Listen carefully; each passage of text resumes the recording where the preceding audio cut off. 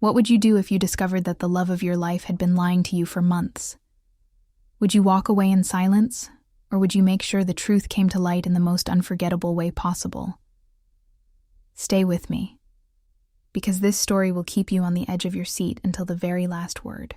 The night Seoul decided to test Park Joon-ho began like any other Friday evening in Gangnam. The neon lights of the district flickered against the glass towers, casting colorful reflections on the wet pavement below. Rain had fallen earlier that day, leaving behind the fresh scent of petrichor that mixed with the urban fragrances of street food vendors and designer perfume stores. Joon-ho stood at the window of his corner office on the 23rd floor of the Hanbit Media Building, watching the city pulse with life beneath him. At 32 years old, he had achieved what many considered the definition of success: a senior marketing director position at one of Korea's most respected advertising agencies, a salary that afforded him a spacious apartment in Cheongdam-dong, and a relationship with a woman he believed would become his wife. Kim Soo-yeon had entered his life 3 years ago at a corporate networking event at the Grand Hyatt Seoul.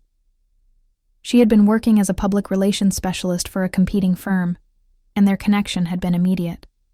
Her elegant beauty, sharp wit, and ambitious nature had captivated him from their very first conversation. Within 6 months, they had moved in together.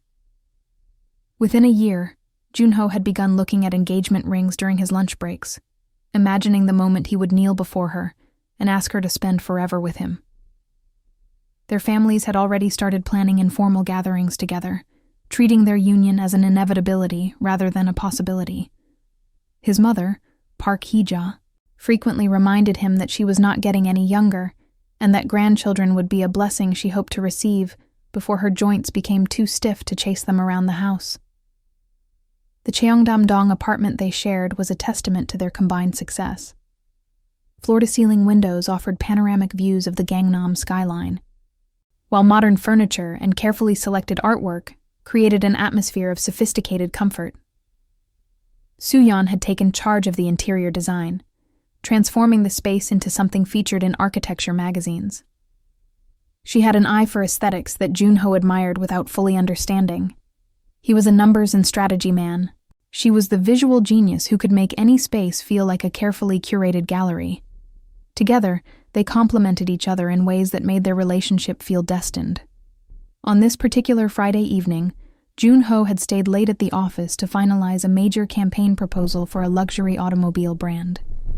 The presentation was scheduled for Monday morning, and his reputation for perfectionism meant he could not rest until every slide was polished to gleaming perfection. His team had left hours ago, leaving him alone with the hum of the air conditioning and the distant sounds of traffic below. The campaign represented months of work, countless meetings, and late nights of creative brainstorming.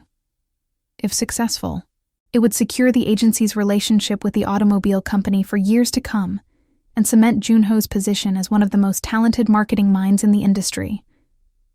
He had just saved the final version of the document when his phone buzzed with a notification. It was a message from his younger sister, Park Yuna, who worked as a fashion photographer and had an apartment in the trendy neighborhood of Itaewon. Her message was brief but urgent. "Call me. Now. Not later. Now." Joon-ho frowned at the screen. Yuna was known for her dramatic flair, often turning minor inconveniences into theatrical crises. She had once called him at 3 a.m. because she could not decide which filter to use for an important Instagram post. Another time, she had declared a family emergency because her favorite coffee shop had changed their house blend. But something in the tone of her message felt different, heavier somehow. The repetition of the word "now" carried a weight that transcended her usual melodrama. He dialed her number, and she answered before the first ring had finished. Her voice was thick, as if she had been crying or was fighting to hold back tears. She asked him where he was, and when he told her he was still at the office, she said she was coming to him immediately. She told him not to leave, not to go home, and not to contact Soo-yeon until she arrived. The call ended before he could ask questions. 45 minutes later, Yuna burst through his office door with her camera bag slung over one shoulder and her face streaked with the remnants of hastily wiped tears.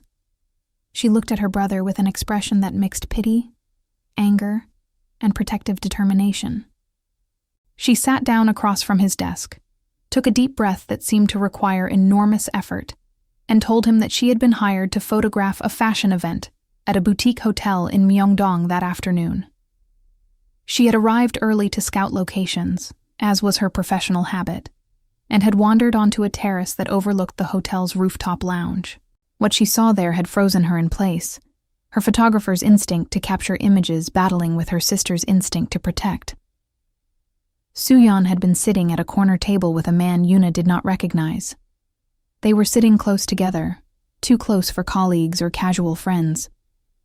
The man had his arm around Soo-yeon's shoulder in a gesture of intimate familiarity, and as Yoona watched in disbelief, he had leaned in and kissed her.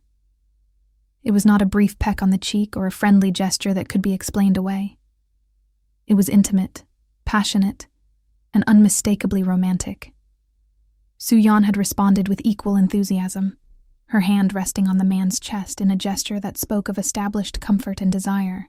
Yoona had taken several photographs before her presence was noticed, her professional training overriding her shock. When Soo-yeon had looked up and seen her, the color had drained from her face like water from a broken vessel. Yoona had fled before Soo-yeon could speak, her heart pounding with the weight of what she now carried. She pulled out her camera and showed Junho the images. Each photograph felt like a blade sliding between his ribs. He recognized the bracelet on Soo-yeon's wrist, the delicate gold chain with a small heart pendant that he had given her for her birthday last year.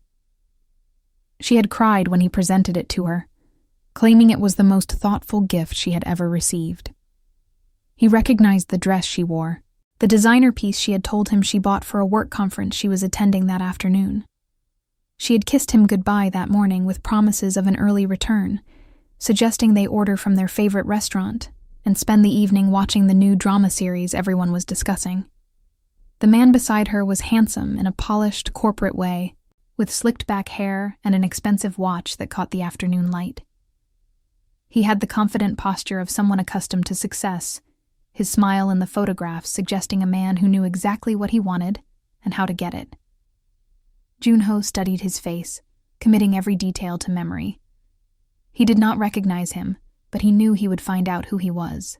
The stranger's features burned themselves into his consciousness, the slight dimple in his left cheek, the way his eyes crinkled with genuine affection as he looked at Soo-yeon, the casual possessiveness in how his hand rested on her shoulder.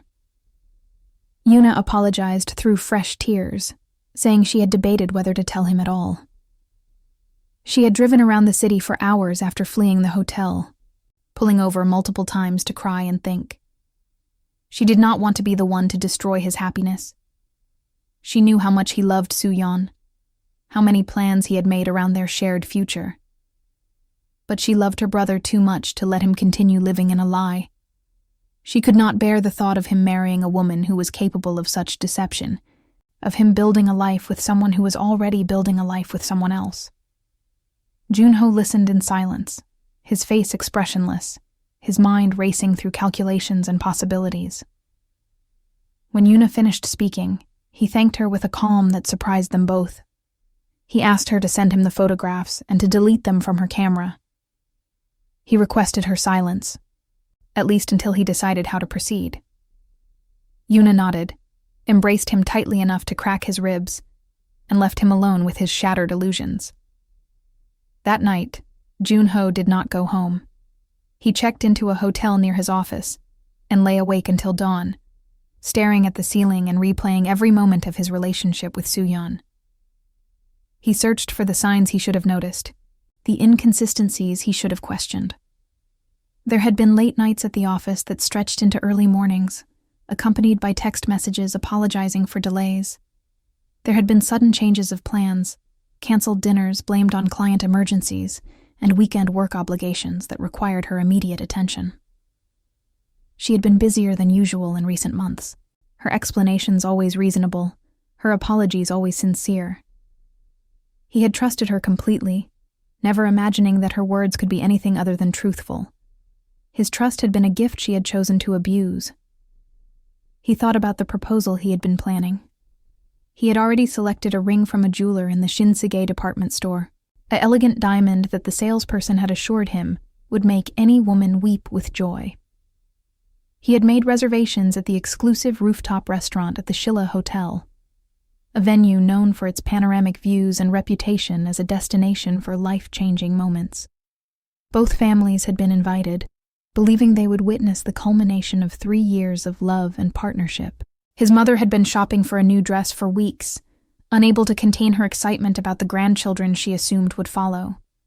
The foundation he had built for their future had been constructed on quicksand he never knew was there. By Monday morning, Junho had made several decisions. He would not confront Suyeon privately. A private confrontation would give her the opportunity to craft excuses, to manipulate his emotions with tears and apologies, to spin narratives that painted her actions in softer light. He would not give her that power. Instead, he would discover everything he could about her affair, and then he would expose it in a way that left no room for denial or recovery. Some might call his plan cruel. He considered it justice. If she had been capable of such deception, the world deserved to know exactly who she was. The investigation took him 2 weeks. He hired a private detective named Baek Seong-jin, a former police officer with a reputation for discretion and thoroughness. Seong-jin operated out of a small office in the Jongno district, his walls covered with certificates and photographs that testified to decades of experience. He listened to Junho's story without interrupting, his weathered face revealing nothing of his thoughts. When Junho finished explaining what he needed, Seong-jin simply nodded and quoted a fee that Junho paid without negotiation. The truth, whatever it cost, was worth any price. Seong-jin discovered that the man in the photographs was Choi Min-jun, a financial analyst at one of Seoul's largest investment firms. He was 35 years old, never married, and known among his colleagues for his charm with women. His track record included several romantic entanglements with attached women, a pattern that suggested deliberate targeting rather than coincidental attraction. He and Suyeon had been seeing each other for approximately 6 months, meeting at hotels throughout the city, at restaurants in neighborhoods far from their usual haunts, and occasionally at Min-jun's apartment in the upscale Hanamdong neighborhood. The detective provided Junho with dates, times, locations, and additional photographs that documented the affair in painful detail. The evidence filled a folder that Junho kept locked in his desk at the office. He could not bear to bring it home, to contaminate the apartment he had shared with Suyeon with physical proof of her betrayal. At night, when she lay beside him in their bed, he studied her sleeping face and searched for traces of the stranger she had revealed herself to be. She looked peaceful, innocent, her features soft in the dim light from the street below. The contrast between her appearance and her actions struck him as the cruelest part of the whole situation. She had not changed. He had simply never known her at all. Junho absorbed the information the detective provided with the clinical detachment of a surgeon studying an X-ray. He noticed that the affair had begun around the time of Suyeon's 30th birthday, when she had complained about feeling trapped in a routine, unfulfilled by her career, and uncertain about the future. He remembered those conversations vividly. She had sat on their couch, curled into herself like a wounded animal, expressing fears about aging and achievement that he had tried his best to address. He had tried to comfort her, planning surprise trips to Jeju Island and Busan, organizing thoughtful gestures to reignite her spark. He had bought her flowers without reason, left love notes in places she would discover throughout the day, arranged dinners at restaurants they had always wanted to try. He had never imagined that she had already found her excitement elsewhere, that his efforts were competing with pleasures he knew nothing about. The approaching 3-year anniversary of their relationship presented the perfect opportunity for his plan. Junho had already made reservations at the exclusive rooftop restaurant at the Shilla Hotel, a venue known for its panoramic views of Seoul and its reputation as a destination for romantic proposals. The restaurant occupied the top floor of the building, offering 360-degree views of the city, and a menu crafted by internationally recognized chefs. Both families had been invited, believing they would witness the moment Junho finally asked Suyeon to marry him. His mother had been shopping for a new dress for weeks, her excitement impossible to contain. Soo-yeon's parents had flown in from Busan especially for the occasion, their pride in their daughter's successful relationship evident in every phone call. Everything was arranged for a night they would never forget. 3 days before the anniversary dinner, Junho discovered one final piece of evidence that cemented his resolve. He had asked Seong-jin to check whether Min-jun had any previous connections to Soo-yeon before their affair began. The possibility had occurred to him late at night, when sleep refused to come, and his mind wandered through scenarios that grew darker with each passing hour. The detectives' findings revealed that they had attended the same university, graduating 2 years apart. They had been members of the same business club during their overlapping year on campus, a club that focused on entrepreneurship and corporate networking. Min-jun had been Soo-yeon's senior mentor, guiding her through her first year of college life, helping her navigate academic challenges and social dynamics. Their relationship, it seemed, had roots that predated everything Junho and Soo-yeon had built together. She had not stumbled into the affair accidentally.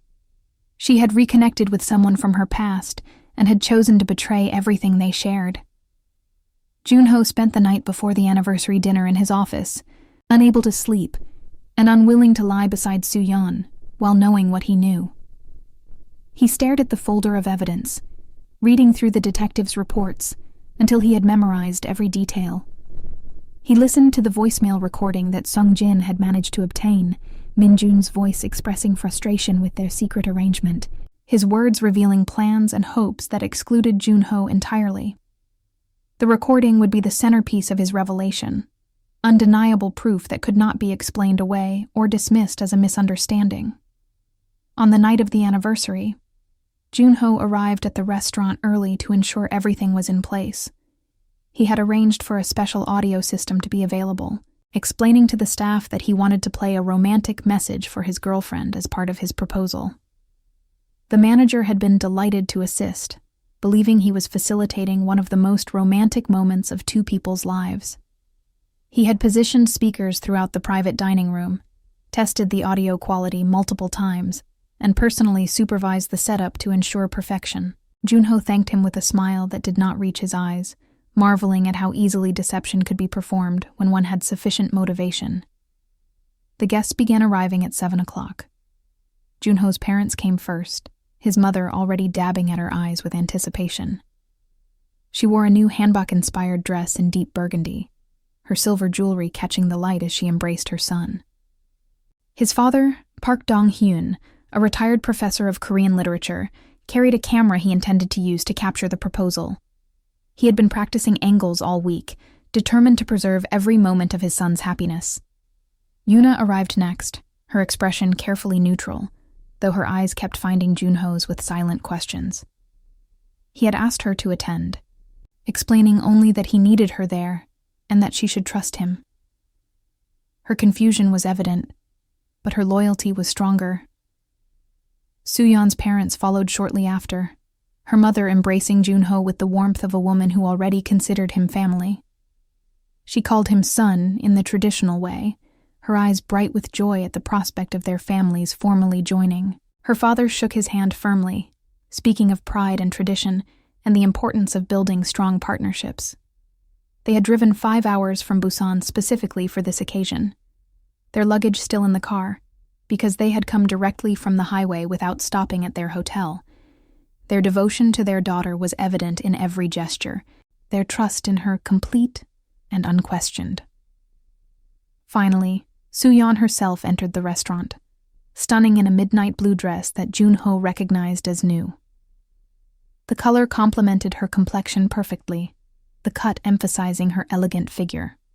Her hair had been styled professionally, and she wore the birthday bracelet he had given her, the chain glinting against her wrist with each movement. He wondered if Min-jun had helped her select the dress, if they had discussed the evening together, and laughed at the irony of Junho planning a proposal while their affair continued unabated. She greeted him with a kiss on the cheek and a smile that faltered slightly when she noticed something different in his demeanor. He seemed calmer than usual, more controlled, like a man who had already processed every possible outcome and arrived at a place of absolute certainty. She dismissed her instinct as nerves about the evening ahead. If this was the night he proposed, she would have to make certain decisions about how to respond. The dinner proceeded through its early courses with conversation flowing around the table. Both families exchanged stories and laughter, celebrating the couple they assumed would soon become officially engaged. Junho's mother shared embarrassing stories from his childhood, while Soo-yeon's father recounted memories of her youth in Busan. The food arrived in elegant presentations, each dish a masterwork of the chef's skill. Wine was poured and raised in toasts to love, family, and the future. The evening possessed all the elements of a perfect celebration, the kind of memory that families would reference for years to come. Junho participated appropriately, answering questions and offering smiles at the right moments. But his attention remained fixed on Soo-yeon, observing the woman he thought he knew as if seeing her for the first time. He noticed how effortlessly she charmed his parents, how seamlessly she performed the role of devoted girlfriend. She laughed at his father's literary references and complimented his mother's jewelry choices. She engaged her own parents with stories about their life together, painting pictures of domestic bliss that felt grotesque in light of what he knew. He wondered how many of her expressions had been practiced in mirrors, how many of her gestures were calculated for effect, rather than born from genuine feeling. After the main course was cleared, Junho stood and asked for everyone's attention. The room fell silent, anticipation thick in the air. His mother pressed her hands together in barely contained excitement, her tears already beginning to gather. Soo-yeon's face arranged itself into an expression of humble surprise, preparing for the moment she had likely rehearsed in her imagination. Perhaps she had even discussed with Min-jun how she would respond, what words she would use, how she would maintain her deception for a few more months until the timing was right for her escape. Junho reached into his jacket pocket and retrieved his phone rather than a ring box. He explained that he had prepared a special message he wanted everyone to hear, something that would explain exactly how he felt about Soo-yeon and their relationship. He connected his phone to the speaker system and pressed play. The voice that emerged belonged to Choi Min-jun. It was a voicemail he had left for Soo-yeon 3 weeks earlier, which the detective had managed to obtain through methods Junho had chosen not to question. In the recording, Min-jun expressed his impatience with their secret arrangement. He said he was tired of hiding, tired of watching her pretend with a man she did not love. He complained about the performances she gave, the family dinners she attended, the lies she told to maintain a relationship that meant nothing to her. He reminded her of their plans to eventually leave together, once the timing was right, once Junho could be dealt with without too much drama. He used intimate names for her, references that spoke of private moments and shared jokes. He made references to specific encounters they had shared, to hotels and restaurants and quiet afternoons in his apartment. He concluded by telling her that he loved her more than any other woman he had ever known, that she was the only one who truly understood him, that their future together would be worth all the current difficulties. The silence that followed the recording was absolute. Junho watched as understanding dawned on each face around the table. His mother's excitement transformed into horrified realization, her tears continuing, but for entirely different reasons. His father's expression hardened with protective anger, his hand reaching instinctively for his wife's arm. Yuna closed her eyes, both relieved and devastated that the truth had finally emerged in the way she had hoped it would not need to. Soo-yeon's parents looked at their daughter with confusion that slowly twisted into shame, their pride crumbling into dust before their eyes. And Soo-yeon herself sat frozen, her carefully constructed mask crumbling into pieces as tears began streaming down her face. Her makeup ran in dark tracks down her cheeks, and her hands trembled visibly against the white tablecloth. Junho spoke directly to her for the first time that evening.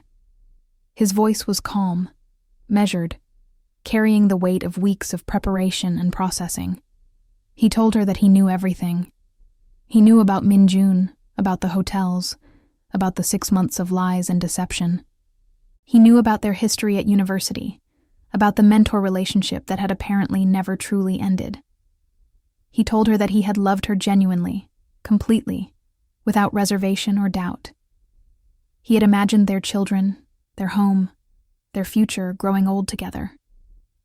He had pictured grandchildren playing in a garden somewhere, retirement trips to places they had always wanted to see, quiet evenings spent in the comfortable silence of people who knew each other completely. He had trusted her with his whole heart, and she had taken that trust and destroyed it for her own selfish pleasure.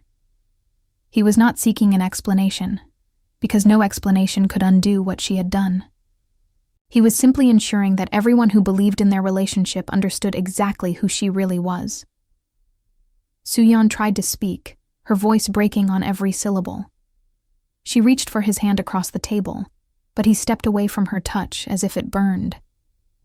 She looked around the table, searching for sympathy or support, but found only cold judgment in her parents' eyes and barely contained fury in his. She stammered apologies, offered fragments of excuses that disintegrated before they were fully formed. She said she had been confused, lonely, afraid of commitment. She said Min-jun had pursued her relentlessly, and she had been too weak to resist. She claimed it meant nothing, that what she had with Junho was real, and what she had with Min-jun was a mistake she desperately wanted to correct. Each word sounded more hollow than the last, her attempts at explanation only deepening the pit of silence that surrounded her. Junho's father rose from his seat and addressed Soo-yeon's parents with the formal dignity of his profession. He expressed his regret that the evening had taken such a turn, choosing words with the precision of a man who had spent his life studying language. He stated clearly that there would be no relationship between their families going forward. He thanked them for their years of kindness, but explained that their daughter's actions had made any future connection impossible. His wife stood beside him, her tears still falling, but her posture straight and resolute. Soo-yeon's mother began crying silently into a napkin, while her father's face remained expressionless in that particular way that suggested volcanic emotions carefully contained. The party disbanded in tense fragments. The restaurant staff, initially confused by the turn of events, quietly cleared the table and presented a bill that Junho paid without looking at the total. He had planned for every detail, including the financial arrangements that would conclude the evening. The families left separately, the Busan contingent supporting their devastated daughter, while Junho's parents lingered to ensure their son was well. His mother embraced him with fierce protectiveness, whispering that he had done the right thing, that he deserved someone worthy of his love. His father simply clasped his shoulder, the gesture communicating everything words could not express. Junho walked to the terrace overlooking Seoul's glittering skyline and stood alone as the cold wind cut through his formal shirt. The city spread beneath him in patterns of light and shadow, millions of lives proceeding with their own dramas and revelations. He wondered how many other couples were experiencing similar betrayals at that very moment, how many relationships were crumbling while others flourished. His sister joined him eventually, standing beside him without speaking. When he finally looked at her, she saw that his eyes were dry, but his hands were shaking. She embraced him fiercely, telling him that he had been brave, that he had done what needed to be done. He nodded but could not bring himself to respond. The victory, if it could be called that, tasted bitter on his tongue, and he was not certain he would ever fully wash away the flavor. In the days that followed, the aftermath of the dinner became the subject of intense gossip throughout their social and professional circles. Seoul's elite networks operated on whispered information exchanged over coffee and cocktails, and the story of the public exposure spread rapidly through these channels. Some criticized Junho's methods as cruel and vindictive, arguing that private betrayals should have been handled privately. They questioned his character, suggesting that a gentleman would have confronted his partner in private, rather than subjecting both families to such humiliation. Others praised his courage, calling it a necessary act of self-respect that too few people had the strength to perform. They argued that deception on such a scale deserved exposure on an equal scale, that secrecy only protected the guilty at the expense of the innocent. The debate played out on social media platforms, with strangers weighing in on a situation they knew only from secondhand accounts. For Junho, the attention was exhausting but unavoidable. Colleagues approached him with expressions of sympathy that sometimes masked curiosity, their questions revealing more interest in gossip than genuine concern. He received messages from old friends who had heard the story and wanted to offer support, some genuine and some seeking details he had no intention of providing. He threw himself into his work with renewed intensity, staying at the office until midnight and arriving before dawn. The automobile campaign he had been preparing launched successfully, its creative approach earning praise from industry observers. He accepted the congratulations without feeling them, his professional success hollow in the context of his personal collapse. His apartment felt contaminated by memories of Suyeon, every room holding echoes of conversations and moments they had shared.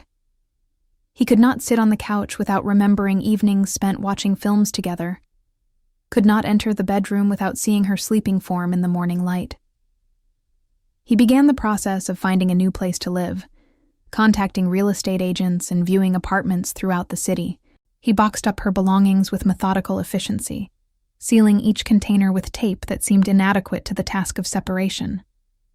He arranged for them to be delivered to her parents' address in Busan, communicating through a service rather than directly. He changed the locks, updated his passwords, and systematically erased every physical trace of her presence from his life. But erasing memories was not as simple as disposing of possessions. He found himself walking past restaurants where they had celebrated birthdays, passing streets where they had held hands during evening strolls. Seoul had become a map of shared moments that he could not avoid no matter how carefully he planned his routes. The coffee shop where they had their first real conversation still served his favorite blend. The park where they had watched cherry blossoms each spring still bloomed with the same pink abundance. He began taking new paths to work, discovering parts of the city he had never explored during his years with Suyeon. These unfamiliar streets offered temporary relief from the persistent ache in his chest, spaces where no memories lurked to ambush him. It was during one of these aimless walks, 2 months after the anniversary dinner, that Junho found himself at the Banpo Bridge at sunset. He had heard about the moonlight rainbow fountain that illuminated the bridge every evening during warm months, but he had never bothered to witness it himself. Such tourist attractions had seemed beneath his notice when he was focused on building his career and relationship. Now, with nothing demanding his attention and nowhere he needed to be, he arrived just as the water show began.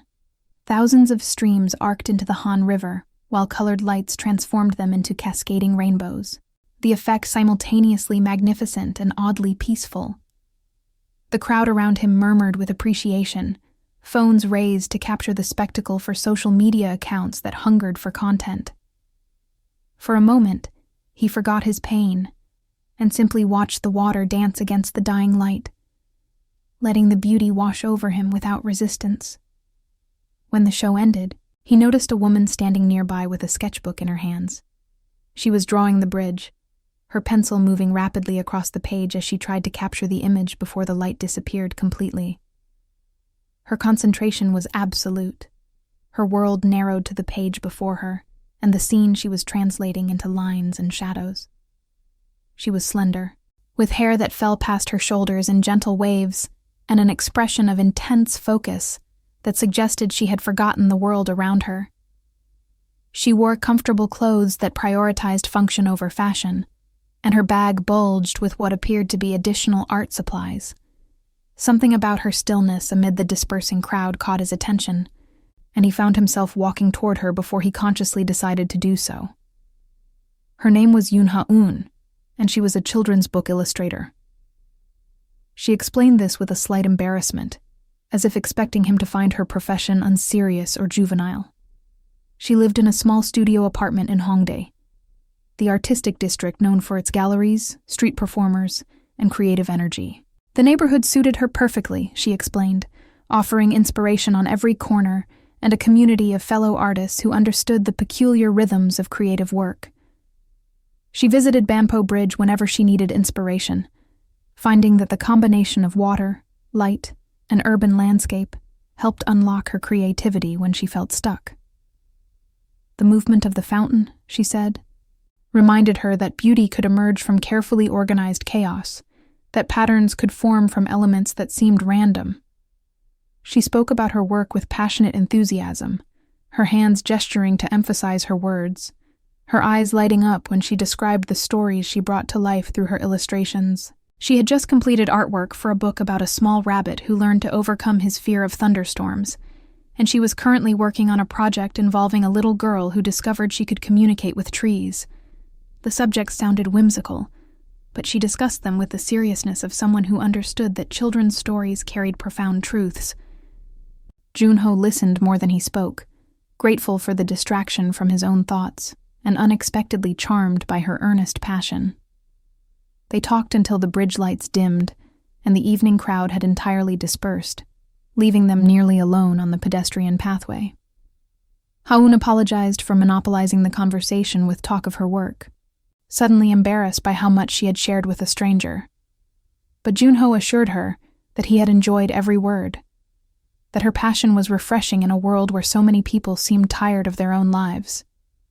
There was something genuine about her that he had not encountered in a long time, a lack of calculation or performance that felt refreshing after the polished deceptions of his previous relationship. When they parted ways that night, they exchanged phone numbers with the casual assumption that they might run into each other again at the bridge. Neither acknowledged the possibility that they might deliberately seek each other out. Their friendship developed gradually over the following weeks. They met at the bridge several more times, sometimes by accident, and sometimes by increasingly deliberate arrangement. Ha-eun introduced Junho to her favorite coffee shop in Hongdae, a tiny establishment decorated with book illustrations and frequented by local artists. The owner, an elderly woman who had been serving coffee in the neighborhood for 40 years, greeted Ha-eun by name and studied Junho with curious intensity. He introduced her to the upscale restaurants of Gangnam, watching with amusement as she marveled at presentation techniques that had become ordinary to him. She photographed every dish before eating, explaining that the visual compositions gave her ideas for illustration layouts. Their worlds were different, but the intersection created something neither had experienced before. Ha-eun learned about his situation slowly, through fragments shared during their conversations. He did not want to burden her with the weight of his recent history, but some details emerged naturally as they discussed their lives and experiences. She did not push for details or offer unsolicited advice about how he should process his feelings. She simply listened when he chose to speak and redirected to lighter topics when she sensed he needed relief. Her quiet support felt like a cool hand on a fevered forehead, soothing without overwhelming. Junho found himself looking forward to their meetings in ways he had not anticipated, counting hours until he could see her thoughtful expression and hear her gentle laughter. 3 months after their first meeting, on an evening when the autumn leaves had begun turning colors along the riverside, Junho asked Ha-eun about her own romantic history. She had listened to so much about his pain that he felt guilty for knowing so little about hers. Her expression shifted when he posed the question, and she looked at the water rather than at him. The silence stretched between them, different from their usual comfortable pauses. She explained that she had been engaged once, 3 years ago, to a man named Kang Dong-woo. He was a musician who played cello in the Seoul Philharmonic Orchestra, and they had met when she attended one of his concerts and felt moved enough to approach him afterward. Their relationship had been passionate and creative, filled with shared artistic sensibilities and mutual admiration for each other's work. The engagement ended 6 months before their planned wedding, when Dong-woo received a diagnosis that changed everything. He had a heart condition that would require surgery and ongoing treatment. The prognosis was good, the doctors assured them, but the recovery would be long, and the future uncertain. Rather than face these challenges together, Dong-woo had pushed Ha-eun away, insisting that she deserved a healthy partner who could give her the active life she loved. He had broken off the engagement despite her protests, convinced that he was protecting her from a burden she should not have to carry. She had fought for their relationship until she had no energy left, and then she had let him go because he had made it impossible to stay. The pain in her voice revealed that these wounds had not fully healed, despite the years that had passed. Junho understood then that they were two people marked by different kinds of loss. finding unexpected comfort in each other's company. He reached for her hand and held it gently, not in a romantic gesture but in simple solidarity. They sat together in silence as the river flowed beneath them and the city lights reflected on its dark surface, two broken people learning how to be whole again. As autumn deepened into winter, their relationship evolved in ways neither had explicitly defined. They spent Christmas Eve together, walking through the illuminated streets of Myeongdong and sharing a quiet dinner at a restaurant overlooking the city. The holiday crowds swirled around them, couples and families celebrating in the traditional Korean way that blended Western customs with local traditions. They exchanged simple gifts. He gave her a set of professional illustration pencils imported from Germany, while she gave him a sketch she had made of the Bampo Bridge fountain, rendered in vibrant watercolors. The evening felt significant without either of them acknowledging why. Junho began to recognize that his feelings for Ha-eun had grown beyond friendship. When he was with her, the persistent weight of betrayal that had settled in his chest felt lighter, more manageable. She made him laugh in ways he had forgotten he could, finding humor in observations that others would overlook.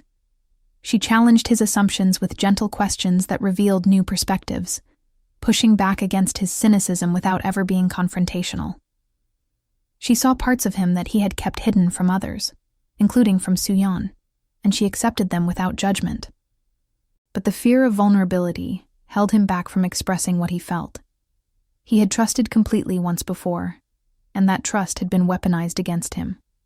The scar tissue around his heart had grown thick, and he was not certain he could afford to let it thin again. Ha-eun faced her own internal conflicts. She had built protective walls after Dongwoo's departure, convincing herself that solitude was preferable to the risk of future pain. Her work had become her companion, her illustrations filled with the emotion she could not express to another person. The characters in her books experienced joy and love and connection, while she observed from a safe distance, giving them the happiness she denied herself. Junho had somehow slipped past her defenses, occupying a place in her thoughts that grew more significant with each passing day. But she remembered the devastation of loving someone who pushed her away, and she feared experiencing that rejection again. She had barely survived the first time. She was not certain she could survive a second. Their unspoken feelings hung between them like morning fog, present but not yet addressed. Friends who observed them together saw what they could not yet see themselves. Yuna, who had met Ha-eun several times and thoroughly approved of her influence on her brother, encouraged Junho to take the next step before the opportunity passed. She reminded him that time was precious and that fear was a terrible reason to avoid happiness. Ha-eun's closest friend, a fellow illustrator named Choi Soo-min, delivered similar advice with characteristic bluntness. She told Ha-eun that she was wasting her life on hypothetical fears while an actual good man stood directly in front of her. But both Junho and Ha-eun remained trapped in their caution, afraid to risk what they had for what they might have. The catalyst for change arrived unexpectedly, as catalysts often do. In late January, Soo-yeon requested a meeting with Junho. He initially refused, having no desire to revisit the wreckage of their relationship. But she persisted, sending messages that emphasized the importance of what she needed to tell him. Against his better judgment, he agreed to meet her at a neutral location, a cafe near his office where he could leave quickly if necessary. She looked different when she arrived. The polished confidence that had once defined her appearance had softened into something more vulnerable. She had lost weight, and the circles under her eyes suggested sleepless nights. Her clothes, while still expensive, lacked the careful coordination that had always characterized her style. She sat across from him, without the defensive posturing he had expected, her hands wrapped around a cup of tea she did not drink. She told him that she had ended things with Min-jun shortly after the anniversary dinner. The public exposure had forced her to confront realities she had been avoiding. She had begun therapy to understand why she had chosen to betray someone she genuinely cared about. The work was painful, she admitted, forcing her to examine patterns of behavior that extended back into her childhood. She did not expect forgiveness, and she was not asking to reconcile. She simply wanted him to know that she had never stopped loving him, even while she was lying to him. She understood now that her love had been inadequate, corrupted by fear and selfishness. She hoped he would find someone who could love him properly, with the courage and commitment he deserved. Junho listened without interrupting. When she finished, he told her that he appreciated her honesty, but that it did not change what she had done. He acknowledged that the public exposure had been harsh, perhaps crueler than necessary. He had wondered in the months since whether he had acted out of justice or vengeance, and he still was not certain of the answer. But he could not regret ensuring that his family knew the truth before they invested more of their hearts in a relationship built on deception. He wished her well in her healing journey, genuinely, without bitterness. And he told her that he would not contact her again, not out of anger, but because moving forward required leaving the past behind. They parted with a handshake that felt both final and strangely peaceful. Walking away from the cafe, Junho realized that the encounter had released something he had been carrying since the anniversary dinner. The anger that had fueled his exposure plan, the humiliation that had followed, the grief over the future he had lost. These emotions had been gradually dissolving since he met Ha-eun, and now they felt genuinely resolved. He was not the man Soo-yeon had betrayed anymore. He was someone new, shaped by pain, but not defined by it. That evening, he went directly to Ha-eun's studio without calling ahead.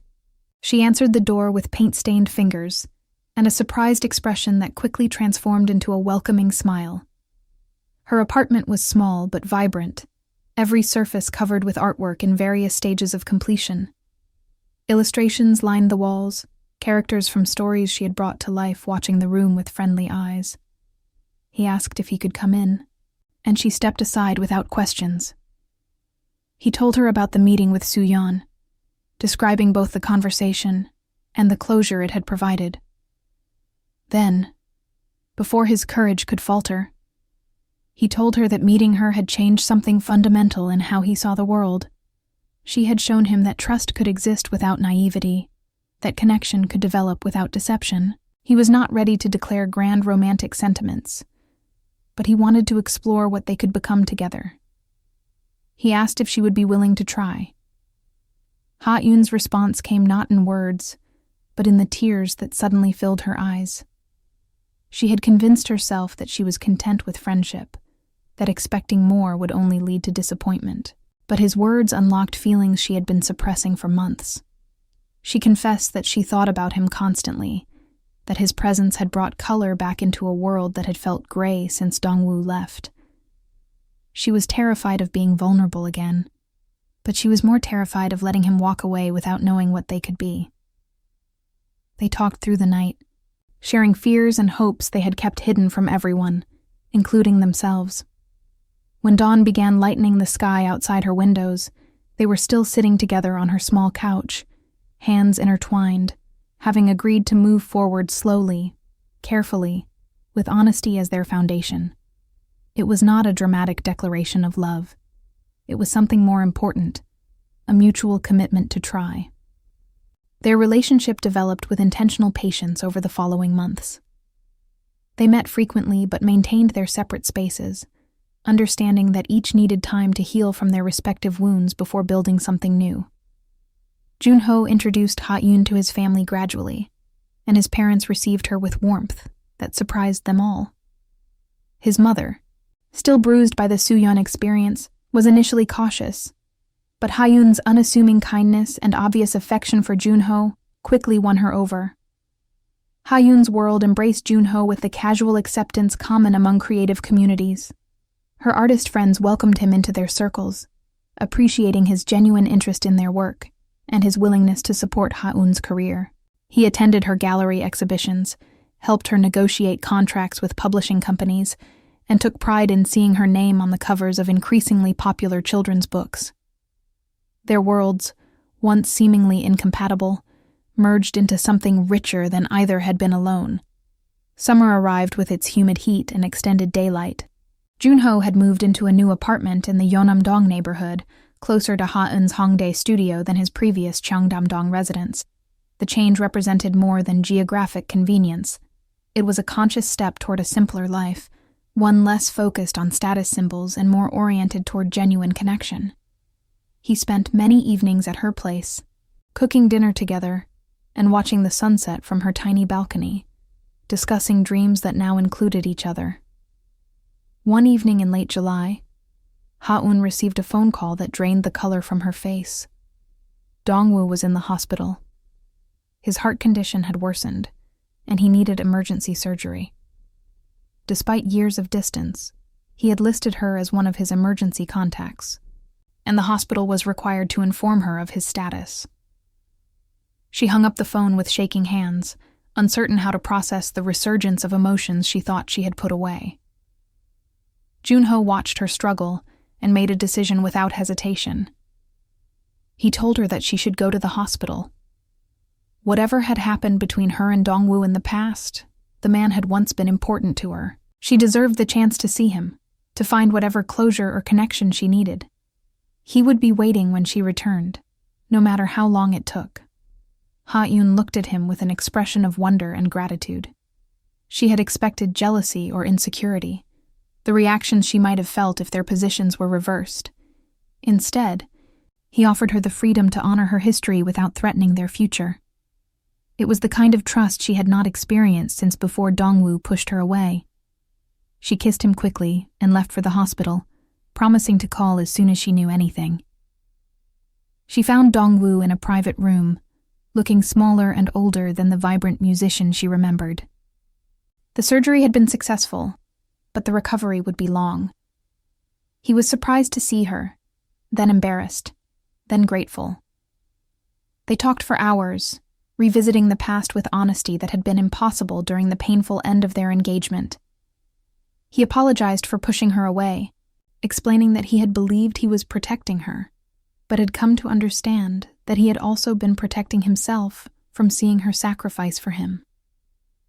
She accepted his apology and thanked him for what they had shared, acknowledging that their relationship had shaped who she had become. Before she left, she told him about Junho. She described the unlikely way they had met, the slow development of their connection, and the depth of what they were building together. Dongwoo listened with genuine happiness for her, untainted by jealousy or regret. He said he was glad she had found someone who could give her what he had been too afraid to offer. He hoped they would find lasting happiness together. Ha-eun returned to Junho's apartment late that night, emotionally exhausted, but profoundly at peace.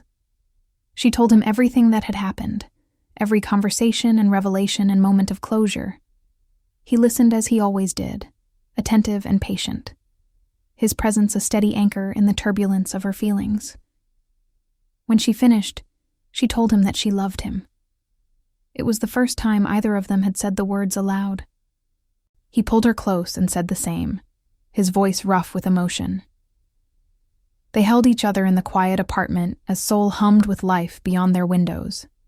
Two people who had been broken separately and were healing together. The months that followed were not without challenges. Junho's work demanded long hours during particularly intense campaigns, and Ha-eun sometimes struggled with insecurities about their different professional worlds.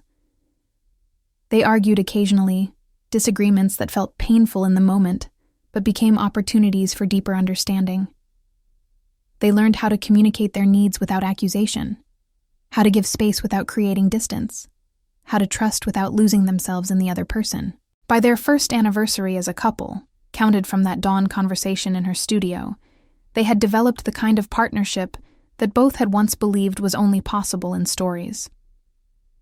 They moved in together that autumn, choosing a modest apartment that combined the best elements of both their previous spaces. They filled it with her artwork and his books.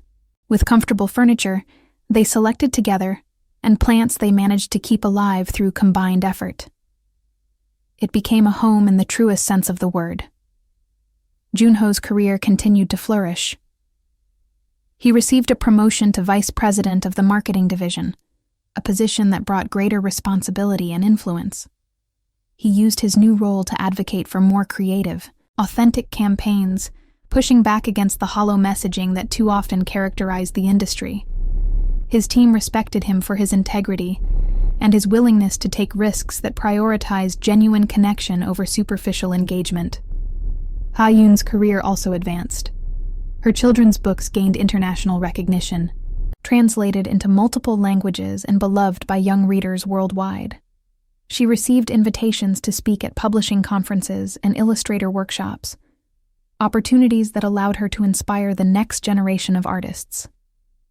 Their families merged with comfortable ease. Junho's parents essentially adopted Ha-yoon, welcoming her presence at every holiday gathering and seeking her input on family decisions. Yoona became Ha-yoon's close friend, the two women bonding over shared creative sensibilities and protective love for Junho. Ha-yoon's own parents, initially concerned about her relationship history, were won over by Junho's obvious devotion and kind character. They particularly appreciated how he supported their daughter's career, without trying to overshadow or control it. 2 years after they met at Bampo Bridge, Junho decided it was time to take the next step. He did not want to rush, knowing that both of them carried scars from previous relationships that had ended in proposals. But he also knew with absolute certainty that he wanted to spend his life with Ha-yoon, and he no longer saw reason to wait. He planned the proposal for their anniversary of their first meeting, returning to Banpo Bridge on a warm summer evening. Ha-yoon believed they were simply revisiting a meaningful location, enjoying the fountain show that had first brought them together. She was sketching the bridge as she had done that first night, her pencil moving across the page with practiced grace. Junho watched her for a moment, memorizing the sight, then called her name. When she turned, he was kneeling beside her with a ring that caught the colored lights of the fountain show. The diamond was modest, exactly what she would have chosen for herself. Around them, strangers began to notice what was happening, their phones rising to capture the moment. Junho spoke simply, directly, his voice steady despite the emotion that threatened to overwhelm him. He told her that she had taught him to trust again, to believe that love could be honest and kind.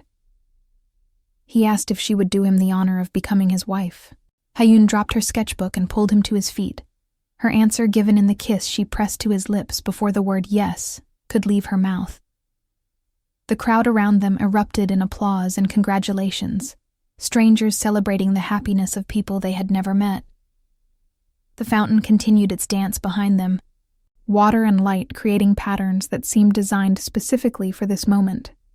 They stood together at the center of the bridge where their story had begun, holding each other as the city celebrated around them.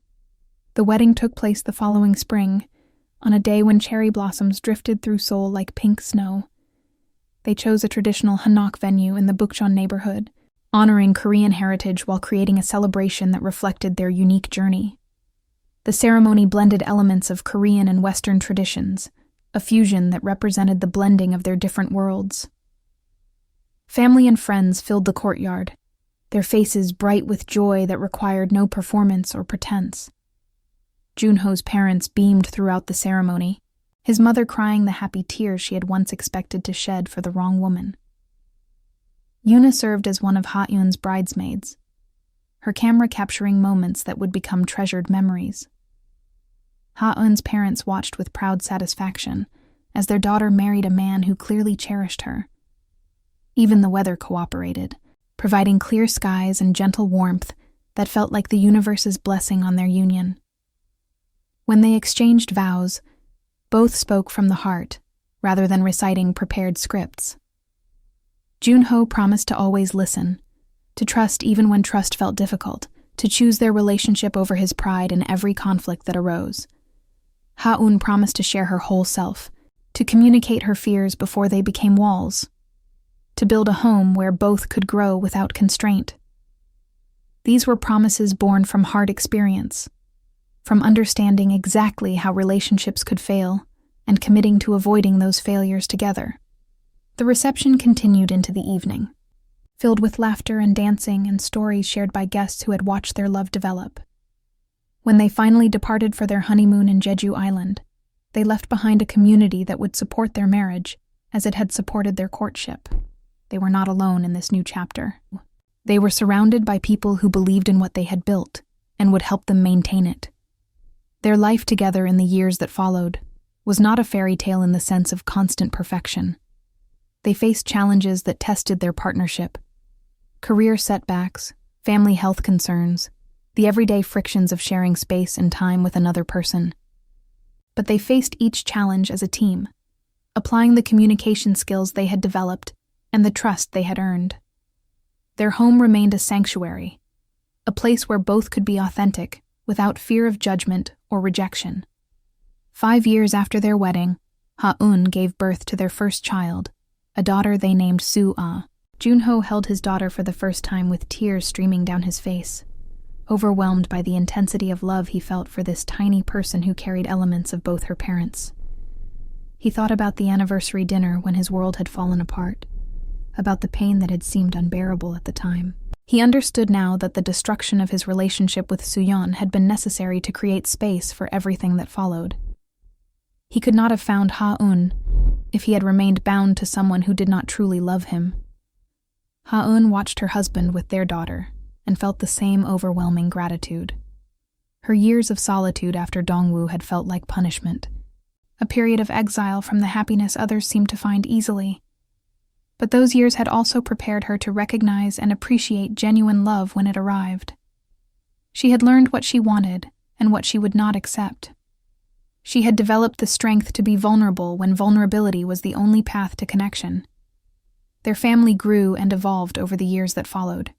A son arrived 2 years after Soo-ah, bringing new dynamics and new adventures into their home. Junho eventually transitioned from corporate marketing to consulting, setting his own schedule and prioritizing presence with his children. Ha-eun continued her illustration work, her books now including stories inspired by her own family life. They remained in Seoul, in the city where they had each experienced devastation and redemption, in the neighborhoods that held memories of their journey. On a spring evening many years later, Junho and Ha-eun returned to Banpo Bridge to watch the fountain show. Their children were with their grandparents for the night, giving them rare time alone together. They stood at the same spot where they had first met, older now, weathered by the experiences that life had delivered. The fountain danced as it always had, water and light combining in patterns that never quite repeated.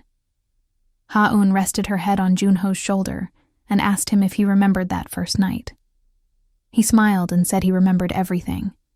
The way she had been sketching, the concentration on her face, the feeling that he needed to talk to her even though he could not explain why. She said she remembered too. The stranger who had approached her with gentle curiosity. The conversation that had made her forget her loneliness for the first time in years. They agreed that they could not have predicted any of what followed. The paths that led them to that bridge had been marked by pain and betrayal, by loss and fear. But those paths had also prepared them to recognize and treasure what they found in each other. Their story was not one of destiny or fate, but of choice. The choice to trust again after trust had been violated. The choice to love again after love had disappointed.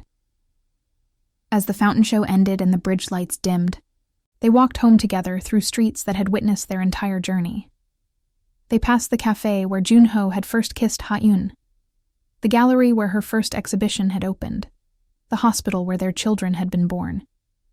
Seoul held their story in its buildings and its streets, preserving memories they would carry until memory itself faded. They did not know what the future would bring. No one ever truly knows. But they knew they would face it together, with the honesty and trust they had built through years of deliberate effort. They had learned that love was not a feeling that arrived unbidden and remained unchanged. Love was a practice, a daily commitment to choose each other even when choosing felt difficult.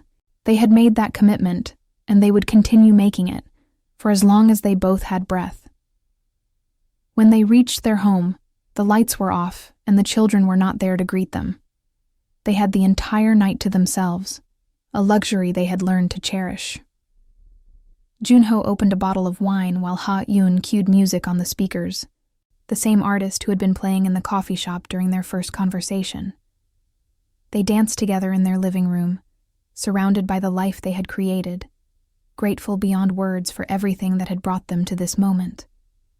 Outside their window, Seoul continued its eternal pulse, a city of millions living their own stories of love and loss and redemption.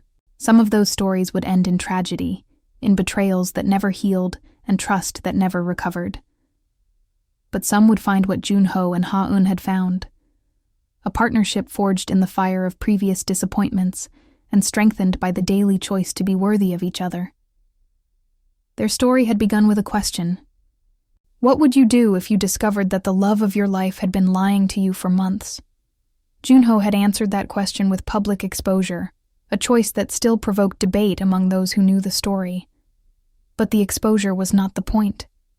The point was what came after. The courage to trust again, the patience to build something genuine, the wisdom to recognize true love when it arrived. And so the story ends where it began, with a question and an answer, with Seoul glittering beneath the night sky, and two people who had found each other against all odds. Their journey was complete, and yet it continued, because love stories that end happily are also love stories that keep being written, day after day, choice after choice, for as long as both people commit to the telling. This is the story of Park Junho and Yoon Ha-eun, of betrayal and exposure, of healing and discovery, of a love that was tested and found worthy. May their story remind you that endings are also beginnings, that pain can become wisdom, and that trust, though fragile, can be rebuilt stronger than before. Thank you for staying with me until the end. I hope this story has touched your heart, as it has touched mine. Until next time, take care of yourselves, and never stop believing in the power of genuine love. The years that followed their wedding brought the kind of quiet happiness that neither Junho nor Ha-eun had dared to imagine during their darkest moments. They learned to appreciate the ordinary magic of shared mornings, of coffee brewed in comfortable silence, of glances exchanged across crowded rooms that communicated volumes without a single word. Their apartment in Yeonnam-dong became a gallery of their life together. Walls covered with Ha-eun's illustrations and photographs from their adventures throughout Korea and beyond. Junho discovered that fatherhood transformed him in ways he had not anticipated.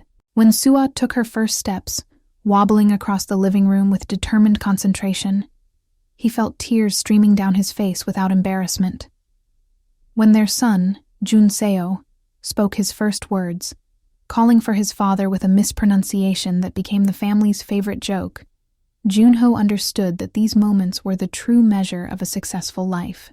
His corporate achievements, impressive though they remained, paled in comparison to the simple joy of reading bedtime stories to children who looked at him like he was their entire world. Ha-eun found that motherhood enhanced, rather than diminished, her artistic vision. The stories she illustrated grew richer, informed by the daily observations of her children's wonder and curiosity. She watched Sua discover the world with fresh eyes, finding magic in puddles and clouds, and the way shadows moved across walls. These observations found their way into her work, making her illustrations more authentic and emotionally resonant. Publishers competed for her attention, recognizing that her books had achieved something rare, the ability to speak to children and adults simultaneously, conveying layers of meaning that revealed themselves upon repeated readings. The family established traditions that anchored their years together. Every spring, they visited the cherry blossom festivals, spreading blankets beneath pink canopies and eating kimbap prepared by Junho's mother. Every summer, they spent a week on Jeju Island, building sandcastles and watching sunsets that painted the ocean in shades of gold and violet. Every autumn, they traveled to the countryside to witness the changing leaves, collecting especially beautiful specimens that Ha-eun pressed into books and later incorporated into her illustrations. Every winter, they decorated their apartment with lights and handmade ornaments, creating a warmth that defied the cold outside. The relationship between their extended families deepened over these years. Junho's parents, who had grieved alongside him during the betrayal, found healing in watching their son build a genuine partnership. His mother became an enthusiastic grandmother, insisting on weekly visits that often extended into overnight stays. His father, the retired literature professor, delighted in reading classic Korean stories to his grandchildren, instilling in them a love of language and narrative that would shape their futures. Yuna, still working as a fashion photographer but now internationally renowned, documented every family gathering with her professional eye, creating archives of memories that would endure across generations. Hee-yoon's parents, initially hesitant about their daughter's new relationship, became devoted supporters of the family she had created. They made the 5-hour drive from Busan regularly, arriving with coolers full of homemade banchan and the fresh seafood that the coastal city was famous for. Ha-yoon's mother taught Sua traditional Korean recipes, patiently guiding small hands through the process of making mandu and pajeon. Ha-eun's father took Junseo fishing on the Han River, sharing the quiet wisdom of a man who had learned that the best conversations happened during shared activities. News of Dongwoo reached Ha-eun occasionally through mutual friends in the music community. His recovery from surgery had been successful, and he had resumed his position with the Seoul Philharmonic. He had eventually married a violinist from the orchestra, a woman who understood the particular demands of a musician's life. They had a daughter who, according to reports, showed early signs of musical talent. Ha-eun felt genuine happiness at this news, grateful that someone she had once loved had found his own path to contentment. The past no longer held power over her. It had become simply history, valuable for the lessons it taught, but unable to disturb the peace of her present. Soo-yeon's story reached Junho through similar indirect channels. She had left Seoul entirely, relocating to a smaller city where anonymity was possible. The public exposure at the anniversary dinner had effectively ended her public relations career in the capital, where reputation was currency, and hers had been declared bankrupt. She had apparently retrained in a different field, though details were scarce. Junho did not seek more information. He had made his peace with what happened between them, neither celebrating her difficulties nor wishing for her continued suffering. She had been a chapter in his life, an important one, but the book had moved far beyond that section. The children grew with the alarming speed that all parents observe, but none quite believe until it happens. Sua developed into a thoughtful young woman with her mother's artistic sensibility and her father's strategic mind. She showed talent in both visual arts and mathematics, an unusual combination that opened unusual possibilities. Junseo became the family's comedian, finding humor in unexpected places and possessing the rare gift of making everyone around him feel lighter. He gravitated toward music, perhaps influenced by the classical pieces his father played during morning coffee rituals, though he preferred modern genres that made his grandfather wince dramatically. Junho marked the passage of time through transitions that once would have seemed impossibly distant. He watched Sua graduate from elementary school, then middle school, then high school. He drove Junseo to his first day of kindergarten, and later to his first job interview. He celebrated anniversaries with Ha-eun that accumulated in numbers he never expected to reach: 5 years, 10 years, 15. Each celebration reminded him of the anniversary dinner that had destroyed his previous life and ultimately made his current life possible. The irony was not lost on him, and he had learned to hold gratitude and grief simultaneously, understanding that they were not opposites, but companions. Ha-eun's career achievements accumulated in ways that surprised even her ambitious imagination. Her books won international awards, and she was invited to speak at conferences from Tokyo to Toronto. She illustrated stories written by beloved authors, collaborated with animation studios on projects that brought her characters to screen, and mentored young illustrators who reminded her of her younger self. Through it all, she maintained the humility that had attracted Junho from their first conversation, treating each success as a gift rather than an entitlement. The Banpo Bridge remained their sacred place. They returned to it on significant occasions, and sometimes on ordinary evenings when the need for their origin story felt particularly strong. They watched the fountain show countless times, never tiring of the way water and light combined into ephemeral beauty. Sometimes they brought the children, explaining how this bridge had brought their parents together. Sometimes they came alone, recreating the conversations that had transformed strangers into soulmates. The bridge staff came to recognize them, the elderly security guard who had witnessed their proposal greeting them like family members returning home. As they approached 2 decades of marriage, Junho and Hoon reflected on all they had built together.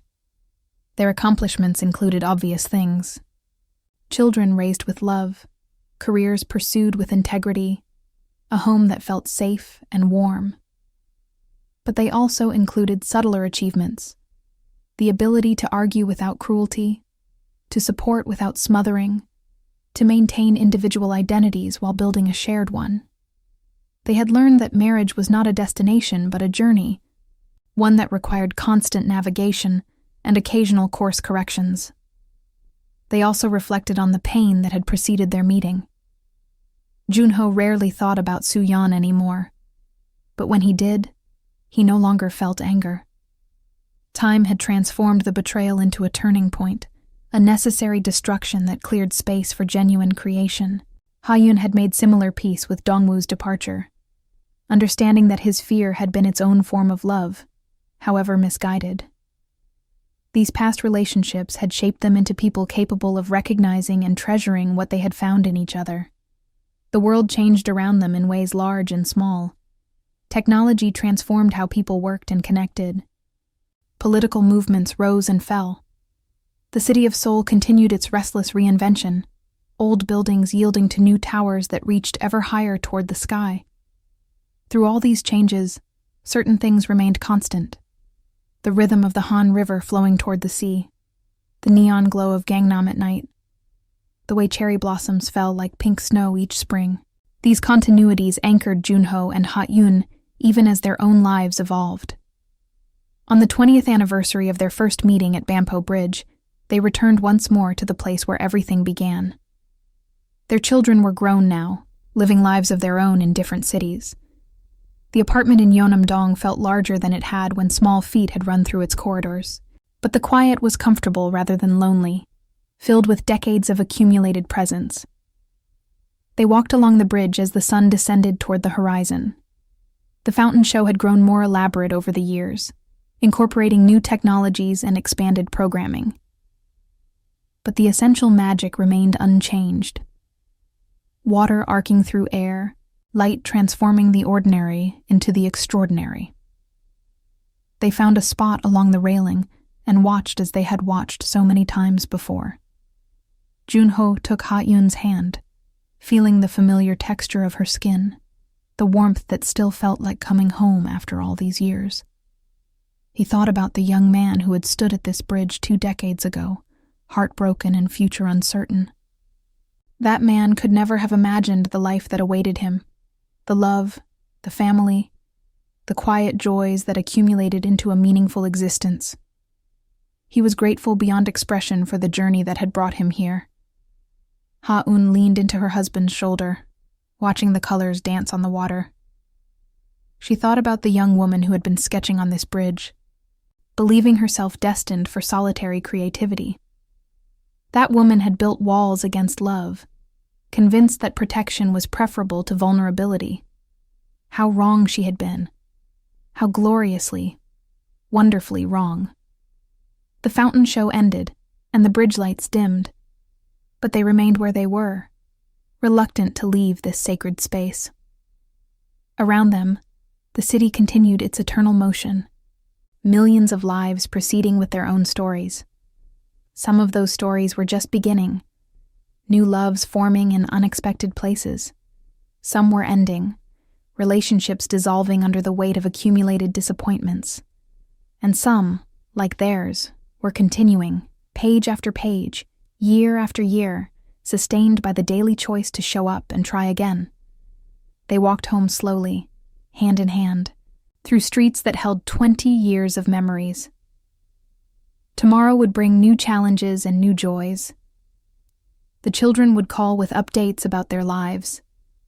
Work projects would demand attention. Bodies that were aging would require accommodation. But tonight, this moment, was perfect in its simplicity.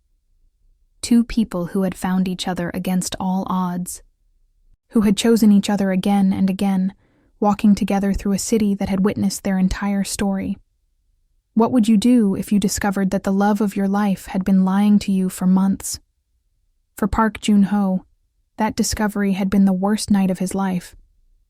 But it had also been, in ways he could not have imagined at the time, the beginning of everything that mattered. The betrayal led to the exposure led to the healing led to the bridge, and the bridge led to Yoon Ha-yoon.